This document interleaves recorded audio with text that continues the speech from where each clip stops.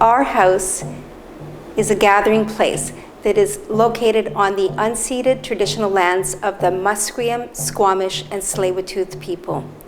It's really important for us to acknowledge these territories because that's a way that we come together to support the truth and reconciliation processes that the neighborhood houses are very entrenched in. We're exploring localized, indigenized ways of governance that are more traditional to this part of the world.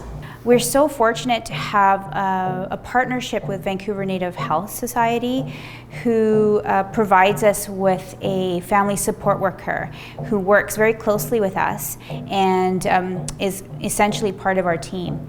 Through the Resurfacing History project, we've been able to really build our capacity as an organization, even in our infrastructure, to ensure spaces and places where learning can happen and cultural continuity can be strengthened. And within that cultural continuity, we're bringing real skilled teachers and elders in to train cultural facilitators that live in this community, that are engaging in the land in this community, and not only heightening the visibility of our Indigenous community members here in our neighborhood, but also heightening their ability and roles in community in general by being able to go out in community and teach what they're learning with other groups.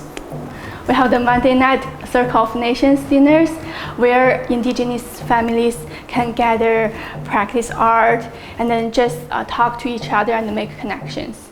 There's so many people from all over, so we're not just one nation, we're a whole bunch of different nations. And we always join together like a circle.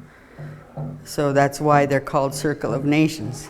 Our oral tradition and our time spent together, that's our technology. That's how we inherit and transfer knowledge and value systems. Encouraging the families and the participants that come that they have their own strength within them.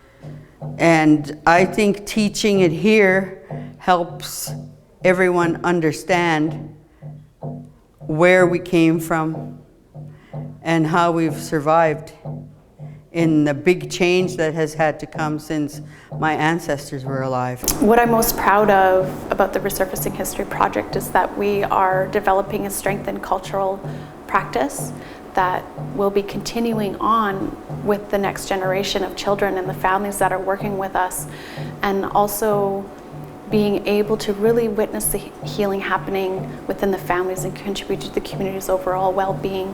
I've taken a few programs here.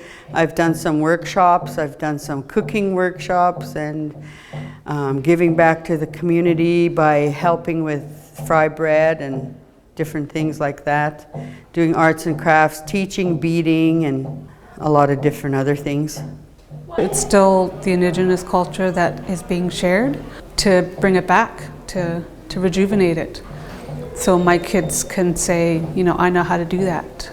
For us, what I'm learning about being at Mount Pleasant and how we're creating cultural humility practices is by having the courage to make space for our own Indigenous community members, but also creating space for non-Indigenous community members who are also at a disadvantage, to ensure that they have somewhere to use their voice, to speak up and to listen to one another.